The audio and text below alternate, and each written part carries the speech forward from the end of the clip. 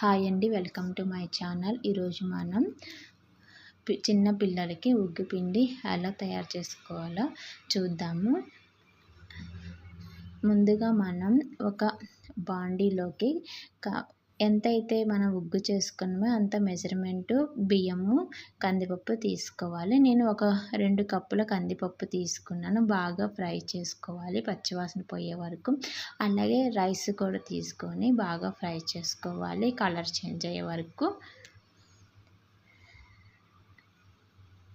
ఈ ఉగ్గు పిండి అనేది 6 నెలలు కంప్లీట్ అయ్యాక 7వ నెల నుంచి పెడతారు. ఇవి మిక్సీ జార్లో వేసేసుకోవాలి. ఇవి 2 కలిపేసి చల్లారనిచ్చాక మిక్సీ చేసుకోవాలి.